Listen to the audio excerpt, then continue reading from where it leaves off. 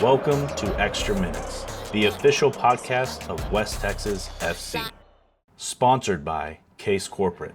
Welcome to Extra Minutes, the official podcast of West Texas FC. We are here, beautiful afternoon at Tall City Brewing, and we are talking about the end of the 2024 season.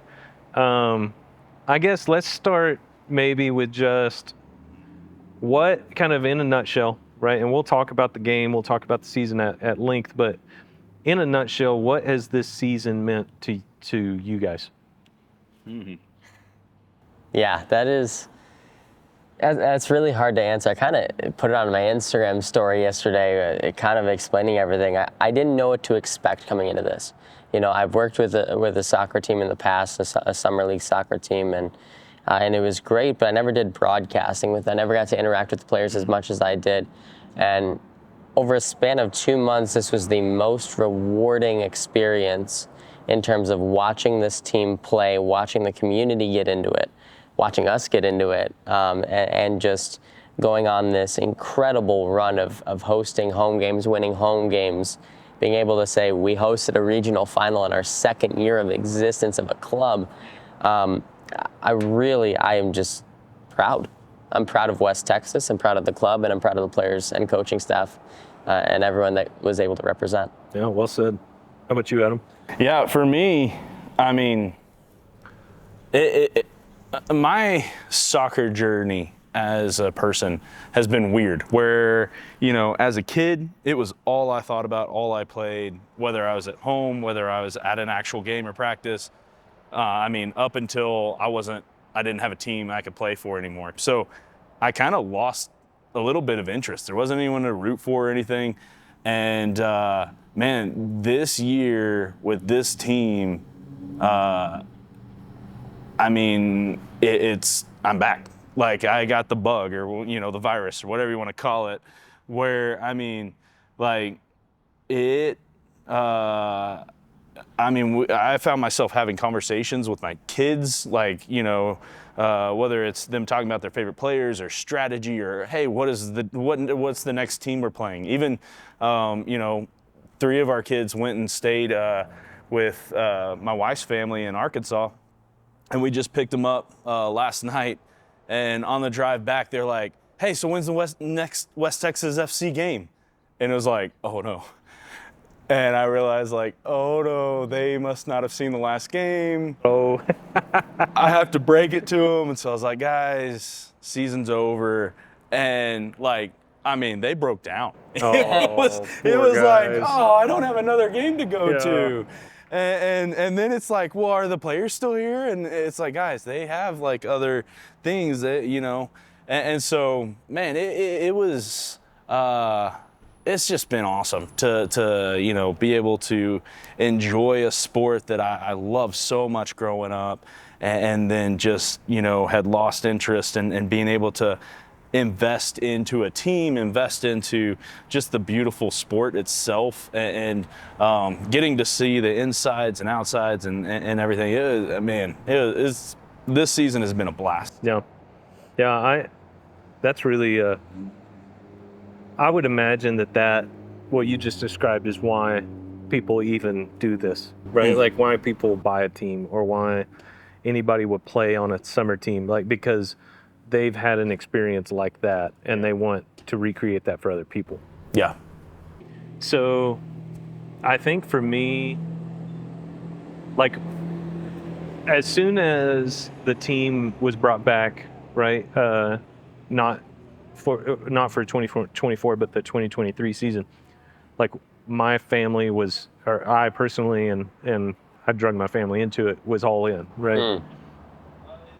And it was a little tough because it was very, like, grassroots, right? Yeah. It's the first season for everybody, and for Midland too, and everyone's trying to get used to what is this? You know? And I wanted it. I've been a soccer fan for a long time, and I've always wanted that hometown thing. You know, being a fan of all these teams that are thousands of miles away in different countries and not able to engage in that way on a personal level. I just wanted it so badly to be something that I could. I wanted it to be a community I could be in that was as passionate as I am. And last season, I think it was like, not that it wasn't that way in 2023. It was just like, it couldn't be because it was so new, right? Right. And this season, it was interesting because it felt like all of a sudden that what I was hoping for started to happen in kind of a small way. Yeah. And then by that last game, I felt like I was part of something a lot bigger. And I think part of what made it so special is the group of players, the group of coaches, the way Jason and Melina handled everything, the way Melissa did everything.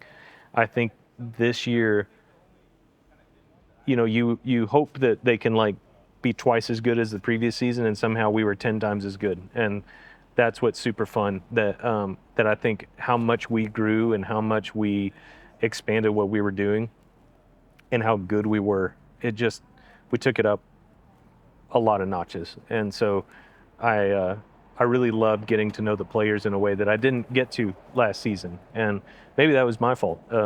But I felt like I had a lot more opportunity this year to really get to know the players and get to like understand who they were, how they played, to where I can cheer for them. And I know who that was. And part of it was honestly being in the broadcast booth with you, you know, being on that whole end.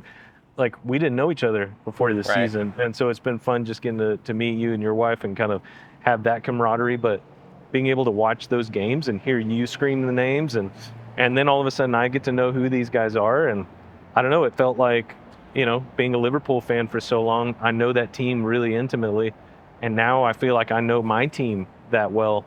And part of that is from the team. Part of it is just the quality of people. And then part of it is from bringing in quality people like yourself to be a part of it. Because I need that repetition of the names and stuff to help me out. So it's good. Yeah, no, I think the guys, I mean, like you said, the group of guys that we had, right? Yeah.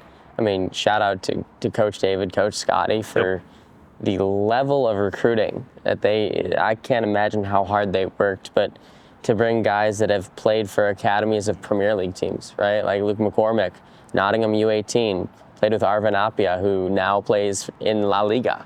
Yep. You have Nick Canina, who trained with Jude Bellingham, his first year at Birmingham City U18. So, I mean, just the level of play, as you mentioned, and these guys could not be nicer people. I mean, anything that, you know, we needed, hey, can you come on a podcast? Ollie and Jake immediately, bam, on a podcast. They asked us. Yeah. We're like, are you kidding me? Yeah, of course. Of course. Yeah. We definitely won't turn that down. And then, you know, just to, after the game, autograph Allie, how they are with the kids, with the adults, with anyone who wanted just to talk and everything. I mean, it's just an unreal season. I've never been a part of anything like it. But it's a special group in a lot of different ways, right? The way they played was just, I mean, that has to work, right? Like we could bring in 11 guys or however many, 15 guys, and then be super nice and have fun hanging out. And if they go out on the pitch and they're horrible, like, it's like, oh, at least they're nice, you know? But the fact that you had the quality on every level just made it to where you were that much more proud, right? To go to the games, to tell people about the games, to try to drag people to the games because it was something truly special. Like, you're not trying to like sell something, you're just trying to put someone in front of it because it's special enough on its own to speak for itself. Yes. And that's pretty special, you know? And I don't want to take it for granted because I'm sure the odds are good that you do as much hard work as our guys did this season and it just doesn't turn out for you, or the team doesn't click on some instances. Like, I'm sure that happens, right? I hope it never happens here, but I don't want to take it for granted, you know? So why don't we jump into the game? So Adam, you weren't at the game live. I'm curious, what was it like experiencing it first just on the stream? Man, it was one of those where I mean, at home watching, I mean, it was a roller coaster. And I can't even, and I'm sure I'll hear about it from you guys. Well, I have already, but I'll hear it here in a second. from y'all's experience, but I mean, I can't even imagine what it would have been like in the stadium, because one of the questions that rang as I was watching this game, and I was like, maybe Luke spoke this into existence, so damn him. But you kept talking about, at some point we're going to hit that game where we're going to go down, and it's going to be like, all right, what are we made of? Yeah. What is our team made of? What are our fans especially made of? Because we've never had to, do that. And we hit that game. Yeah. And watching it, it was, it felt kind of like we are so close, and just they executed and got those goals early. And, man, it was heartbreaking. And it was like, well, at least we had a good run. And then all of a sudden, we dig right back in it. And it's like, oh, my gosh, like, this is crazy. Yeah, so for anyone who didn't watch the game, first half, 3-0. Yep. We're down, right? Just to give some context, yes, right? Yes, absolutely. Somebody That's might important. be listening to this and haven't watched the game. Yes. But yeah, so continue. So we're down 3-0 and at we half. come back and tie the freaking game, and go into extra minutes. And these guys are on both sides. Hats off to Columbus. I'm going to root for them, as well now, because both teams were absolutely leaving it all on the field. Every bit of energy, everything. You could see some guys running and probably couldn't feel their legs anymore. Yeah. And it just, that corner kick that they scored at the end, perfect placement, perfect header. And it was just one of those things, like, it's like, well, what are you going to do? Like, that's just what was supposed to happen. And there's like zero like animosity towards anyone. You can't be upset at that. It's just like, man, hats off. Right. And then the craziest play that happened all year, which is crazy because we've had some awesome plays. But true. that touch and shot, and it's rolling, and it's like right at the line, and somehow that defender found Damian Dominguez. Like, Dominguez. I don't know what he summoned, but it was like shot out of a cannon to tap that out. I had to rewatch it again and again and again because it didn't seem real. Like, it seemed like he teleported from here to here, right, and then the ball just suddenly went out. Like, the physics didn't seem to work in my head. His momentum was such that after tapping it out, he went through the back net and moved the goal off the post because of how quickly he was moving. It was incredible. Well, and to clarify, that was like in the 117? Yeah, 116, 117, and that would have tied up the game and sent it to penalties, which would have benefited us because we're a man down. But so Brandon, how about, what was your experience on, everyone gets to listen to your experience, which is kind of unique, and they can hear me in the background losing my mind. But what was the experience like for you, and how do we sign Sato for next season? That's the $1 million question, right? So, going down at the half, and then, having the opportunities that we had toward the end of that second half. I remember ball gets crossed the middle for Liam, crossbar. Heartbreaks for him. But then we put one in the back of the net. And we put one in the back of the net, but it hit the football crossbar, the American football crossbar.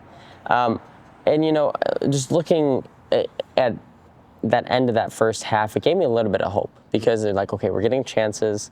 Wind's going to be in our favor. Like, wind was pretty intense. I don't know if that came through on the broadcast, but that's interesting. Yeah, the wind was strong. It was a Fred Clausen free kick intense. It was pretty bad. So then I'm thinking, okay, and we get that first one. Appia getting that goal. And I'm like, okay, like let's work our way back. And then Jasper, what a volley from Jasper, bottom left corner. I'm like, we're back, guys. We're back. He makes it look so easy. 9.9 times out of 10, that goes horribly wrong. Yeah. Right? Because it has to be inch perfect to make that the back of the net. Because, those of us who watch a lot of football, we've seen people attempt that 100 times and hit it maybe once. Right. So, sorry to interrupt you. No, it was perfect. And then, you're feeling the momentum, and we're like, man, we could really come back in this. Yeah. And then a foul gets committed in the midfield, and I don't remember who, maybe Ryan, I think, got shown a yellow card. Okay, fine. And then, that was a fair yellow. Absolutely, I think we can fair yellow, yeah, absolutely. Yeah. And so, I'm going down on my sheet, okay, Ryan Nadeau, that's his 3rd yellow card of the season. And then all of a sudden, I see the ref reach in his pocket towards Shuntaro, and I went, oh, okay. And initially, you and I thought it was yellow. Right. And we were like, oh, yellow card shown to Shuntaro. Well, I remember being a little upset because I didn't understand why Shuntaro got a yellow card. Right. And I was like, and I even said on the broadcast, I said, oh, I might have said the right combination of words. And so then I see Shuntaro start walking, and I'm looking down, and I'm seeing who's taking the free kick, I'm doing my research. And then all of a sudden I see Shuntaro near the bench. And I went, just given a red. Yeah, not a yellow. Just given a red. Okay. Yeah. So then, that changes the complexion of everything. Momentum's still in our favor, obviously, sure. because we have there's two a lot goals. of game to play, though. Absolutely, and that was the 87th minute. You get into stoppage time, and then we're still attacking. We're still getting opportunities forward. Ball gets played to the far side, 50-50 ball. Goalie comes out. Keaton jumps. Goalie jumps. Bam, penalty, and that penalty, I be honest with you, I don't remember much from it. I really did. It was like an out-of-body experience. I purely let whatever just come out of my mouth. Yeah. And apparently the word Jasper 801 times at the top of my lungs did. 10 seconds. Sent to the far side. Headed toward the middle. Punch! Penalty! Penalty! Penalty! Penalty! Campos punched him in the head! Penalty! You couldn't place a penalty better than that. The goalie dove the right way, and he still beat him because he placed it perfectly. Yeah. And to tie the game at 3, you almost felt that, okay, if we just survive extra time, or even if we take that momentum and get a goal, this is our game. Yeah. And then obviously, like you said, Adam, I mean, perfect corner placement. Yeah. Perfect header off the top of the bar, off the underside of the bar and in. I mean, just beautiful. Got to give credit there. And that was that. And to your other question, how to sign Xavi Sato next season, I would like him and Mohamed Tucker running up that line, overlapping runs. That was, my word, yeah. That guy. He's ranked the 67th ranked freshman out of the top 100 in all of D1. Woo. I mean, he's You can see special. why. Oh, I don't know, again, if it came through, but every time that guy got the ball, it was like, oh my gosh. And every time he would run, it was just like who is this? Like, who is that guy? And another big turning point in the game, too. Ethan Stevenson getting hurt in the 31st minute. Yeah. I had to come out of the game. Keaton came on, played a lot of minutes, then he had to come off, too. Played incredible. Yeah. I was blown away. And I was a little bit worried, because he hadn't gotten a ton of game time. That was his first match. Exactly. Right. Yeah. And Stevenson has been such a pillar of the team. And it was just like, oh, no, this might be the thing. And that was about the time we started turning it up a notch, and so credit there for me. Yeah. The first half was really tough to watch, right? And it was because they were just so good. Like, Columbus was playing a clean game, and they were just incredible, and we just couldn't figure it out. Like, everything we tried didn't even get close to working. It felt like. And I know we had a few spells of some good play, but it never felt like us, where we would just like have fun. It never felt fun. It always felt hard. And it was the second half that it seemed some tactics changed around. Their defensive play seemed like it totally shifted. And I have no idea why, because it was perfect. I mean, it shut us down. Yeah, their front line was playing just past midfield. I mean, like they said, you want to take the space up into the midfield, go for it. But the second you make that pass, we're swarming. And Parrish and Luke and none of these guys who normally like take the ball at the 30 on this side and can just like do their magic and get it to the 30 on this side. Like, that's been our game plan, and it's worked. And they just couldn't do anything because they had an extra 2-3 players behind the ball. And then for some reason in the second half, Columbus starts pressing. And that, like, we said, finally, this is the game we want you to play. Yeah. And that totally shifted it. And when we got the goal, it was like, I didn't want to say anything. Right. Like I didn't want to say it's possible because you're down 3 points at half. Unlikely. It's so unlikely. It's astronomical. Yeah. And it happens once in a million years, right? It feels like. And there's a handful of magical games that I can imagine over my life as a soccer fan, and you never saw them coming, and that's what made them so magical. Was like it was impossible. I watched it happen, and I still don't really believe it.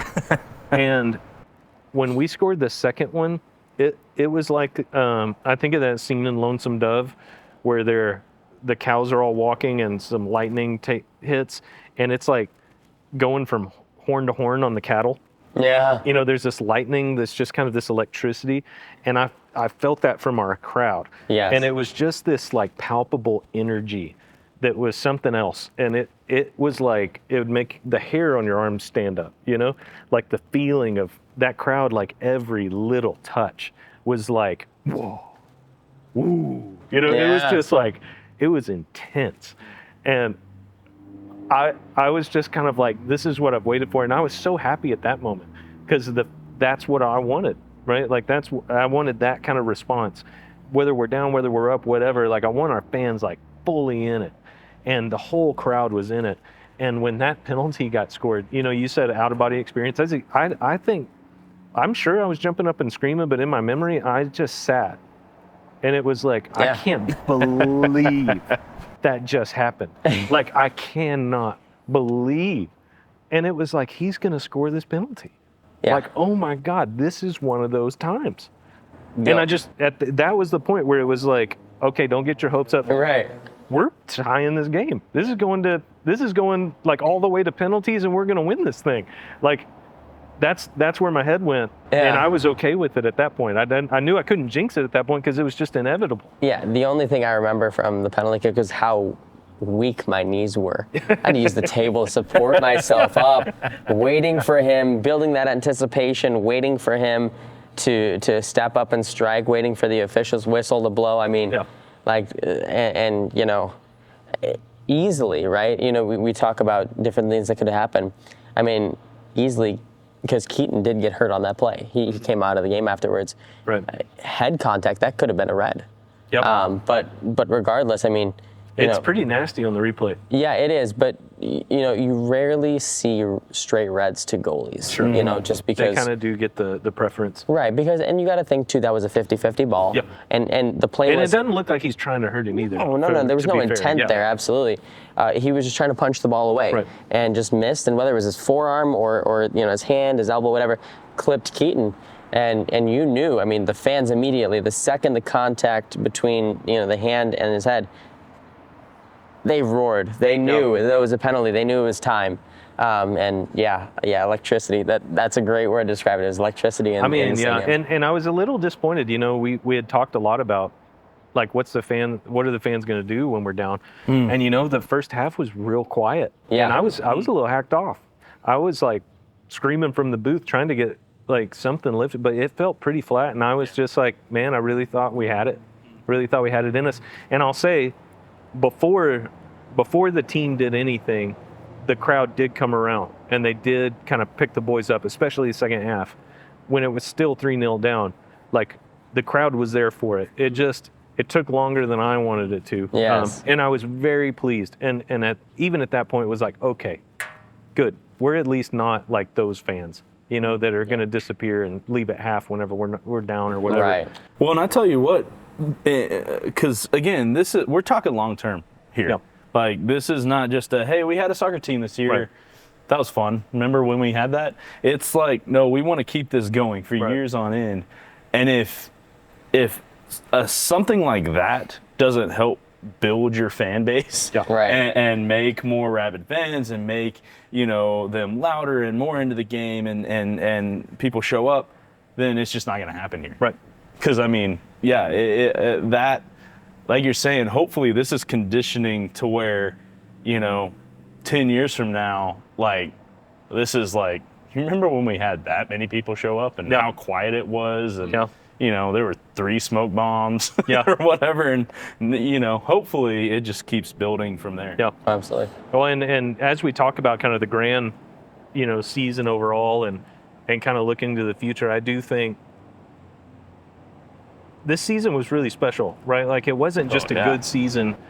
And again, with this few of games, to get one game like that final is just, you can wait 5 years and not see a game like that. And we got 2 of them, I think, because that Denton game is still like some of the most fun I have ever had as a soccer fan. Yeah. Like that game and that final, 10 years from now, I won't remember much. I will remember those 2 games. Like those are chapter headings in my book. And so it's fun to kind of be a part of those early moments that we do get to talk about from here on out. And I think this season, it felt like the momentum that this team built is just this rollaway train now. 2023 to 2024, there's a lot of us still trying to push that thing, right? And now it kind of feels like, we got to catch up, because this thing's kind of going on its own now, and that's super exciting. And I think there's such a strong, positive drive now to build upon what we've got this year that I think West Texas FC fans, you don't have to wait till May all of a sudden to keep this vibe going, right? Because I think we're going to see the team involved in all sorts of things over the course of the year. And we're able to build a really strong community, right, of people. And this group of people is the club, right? The people who own the team and the people who play on the team, the people who work for the team and the people who coach the team, they aren't the club. They are part of the club. But we, the collective community who live here, and this is part of our fiber, if you will, we are the club now. And that shift has kind of been what I've felt this season, has been we love our owners. Yep. We love our team. We love our managers, right? Yeah. We love our staff. But it's our staff. It's our owners. It's our coaches, right? It's not the teams. It's the clubs. And that's a shift that's a foundational kind of A to B, I don't know. Have you guys experienced, have you felt that at all? Is that just me? I mentioned a couple summers ago working for Peoria City in USL2. And, the owners and the president and the director of operations and the vice president, they all had this vision and to build it for the community. And that first season, it took a lot of buy-in. We had a supporter start a Facebook group. I call him, he's the Brian of Peoria City. And, they had this vision of building. And the first season was great. Made it to the playoffs, got knocked out first round, whatever. And then you look at this year. And this year, they're hosting conference playoffs. They're hosting divisional playoffs. They're hosting regionals. And for West Coast teams, too, they're the hub for it because they've built something that is bigger than the club. It's the community. And their average attendance goes from, oh, wow, we had a 1,500 attendance game. That's great. Chivas came, they had a 4,500 person attendance. That's what West Texas FC is building. And just in their second year, seeing the attendance go up, seeing the buy-in from the players, everyone in the community, it just reminds me of Peoria City, but even on a grander scale, because there's ideas brewing. Yeah. There's so many ideas brewing that can make this the hottest ticket, if not it already is the hottest ticket in West Texas. And you know what makes it more exciting than anything? I hear a ton of ideas from the fans. I hear as many ideas and open-mindedness from the ownership, which is kind of crazy. Yeah. In the best way possible. Yeah. The everybody is dreaming. Yeah. And everybody sees the possibility, and everyone's open to it. It's such a unified kind of yell. Yeah. How about you, Adam? What's your take on just kind of what all's taken place as far as the group and the club? Yeah, I mean, I think I think as a general sports fan, like one of the hard changes that's really come, pro sports have always been kind of hired guns a bit, Sure. Highest payer gets it.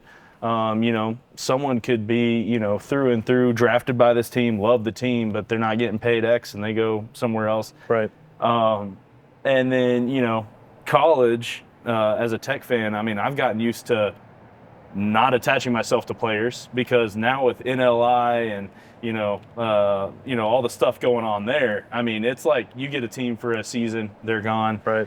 And so hopefully, we as fans have gotten kind of used to that, to where our rooting interest, like you said, it's now the club. Like there isn't a face to it. It's the community. This is Midland's team. Right.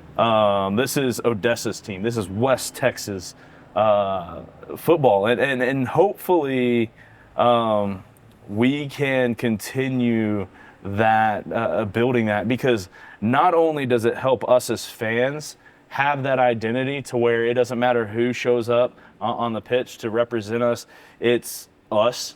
But I think it also speaks volumes to potential players out there too. Oh yeah. I mean, we've heard, between the vines and stuff is that the proper between the vines? I don't know. Through the grapevine. Between the vines. Yeah, We've been peeking between the vines. That's what we say at West Texas FC. We don't have vines. Yeah. Between the tumbleweeds. There you go. We've heard, that, and just in conversations with a lot of the players, they genuinely loved their time here in our community, and said like, man, everyone's so great and welcoming. It's not lip service either. No, I mean, great facilities, great, just a community where you can get around easy, you can get to practice, you can get a healthy meal, whatever you need.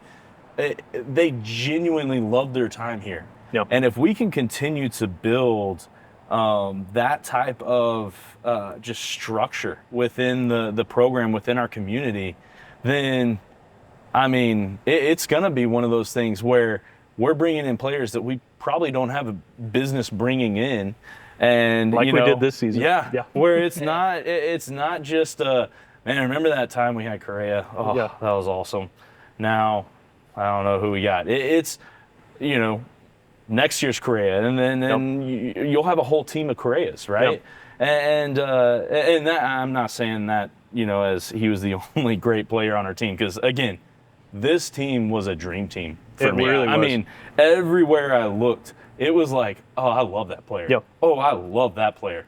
Oh man, and my kids will argue over who's like. It's kind of silly because it's like you're comparing, a keeper to, a striker, but okay, whatever. Yeah. I mean, but that's the excitement, is like, hopefully we are getting to a point now with some of the success, with some of, Brian, I saw was nominated for Superfan in the league and stuff. I mean, hopefully with all these things kind of happening, it's going to get to a point to where every season is a can't miss season. And it's not like, again, man, that was cool that time we won the South.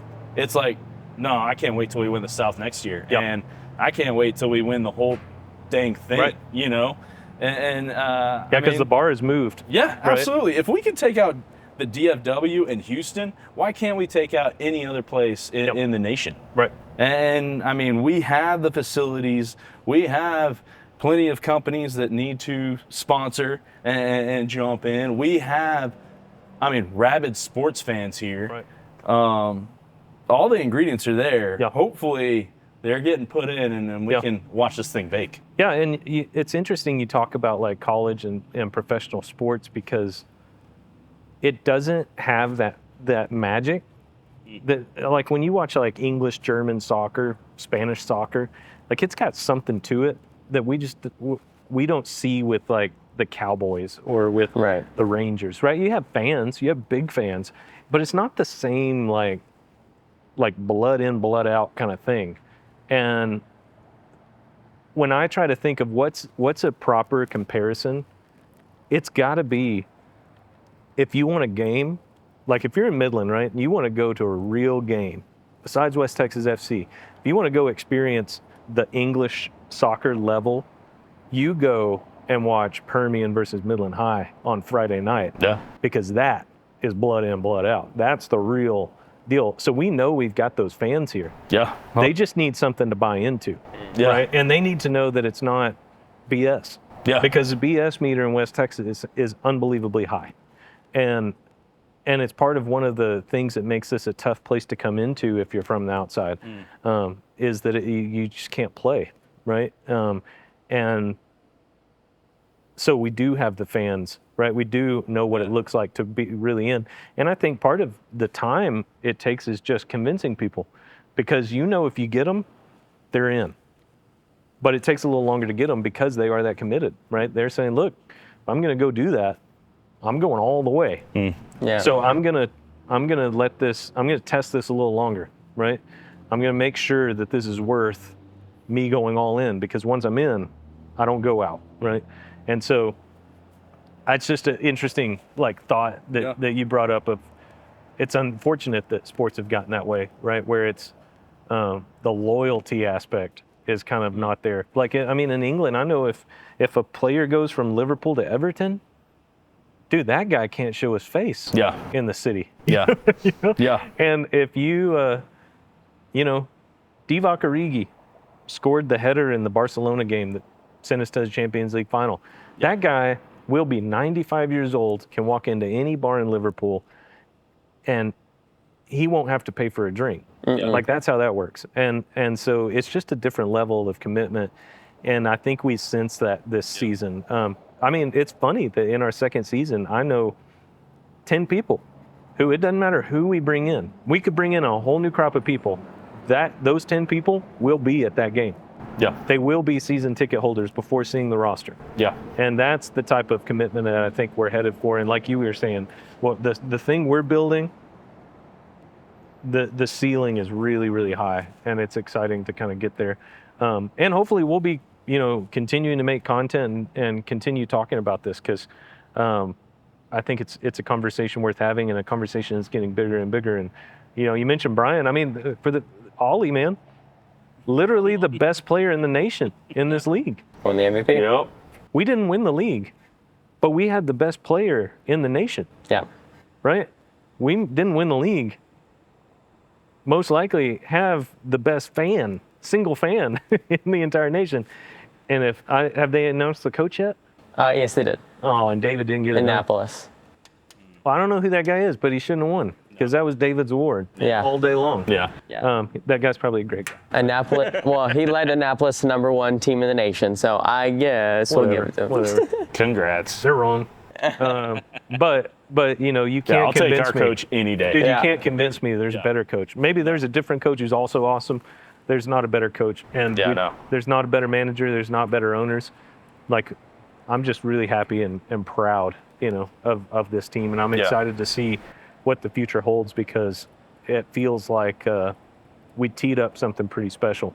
For the community, by the community, baby. Yeah. That's what it is. That's right. So, guys, hopefully we'll still be creating some stuff as the year goes on. But, to close out the season, any final words? Brandon, thanks for being here with us. Yeah. We met guys. you through this team, and we're really thankful for it. Well, and then that's the whole thing, right? We're making connections. Obviously I moved down here in September, so for the Jackalopes, and then I was looking for something in the summer, and I was like, man, it's West Texas FC team. I got to get into it. I'm a huge soccer fan. Let's get into it. So, you not only do you get to do something for my career, but also for building connections, building friendships, building those lifelong relationships that you're going to cherish for the rest of your life. Yep. Yeah, I don't know what we would do if you didn't reach out to us. We were looking high and low, and everyone's like, I don't want to talk sports on a live broadcast. Can you imagine if it would have been us? It would have just been trying not to cuss. I'm not talking because I'm not allowed to say bad words. And half the time, people would be messaging in the broadcast, hey, move the camera. Hey, change the angle. Yeah. It would have been, oh my. Yeah, it would have been rough. that guy passed it to this other guy, and this guy shot it, and that's a goal. All right. Went That's in. in. Yeah. Yeah. It would have been a mess. Yeah. I mean, it's been great. Yeah. I it's feel been great. like we are blessed as a community to have this team, to have, again, like you said, the management, the coach, the players, the fans. I mean, it was just fun. It was special getting to see each week, something exciting, something to pull for, and a reason just to, again, get together as a community. And that's needed more than ever in these times. And so, yeah, it's been fun, and I can't wait to, root for the next team. Yeah. Yep. Man, it's going to be a long year waiting for the next summer. Yeah. But like I said, I don't think this is where it ends, and I don't think we've got to wait. Like, I think we get to engage in soccer. I think we get to engage in this community. And it gets to be a year-round thing. We've seen other clubs do that successfully in this league. I think Lubbock's a great example. Yeah. That is not a summer thing, right? That being in that group. And I think we now have the seeds to do the same thing here, and that's exciting. So I guess we're signing off for the 2024 season, and we'll not sure when the next episode will come out just yet. Hopefully it'll be soon. Maybe we can get Brian on. Yes. He has that'd be said cool. that he is dangerous to get on camera, but I kind of like danger. Yeah. And that'd be fun, so maybe we can get him on. But thanks to all the people who have tuned into these and been a part of the club and been a part of the conversation, and hope to hear from more of those people on some of the things that maybe we as a fan base and a community can do, right? We get to make the rules. So what does West Texas FC need to do in the off season? What kind of things can we host? What kind of things can we put together that make our community better? And be able to love to hear that, and then be able to support those things. So it's been a good season, boys. Yeah. See, National League, played to the right side. McCormick swings it in, the header, it's in for goal!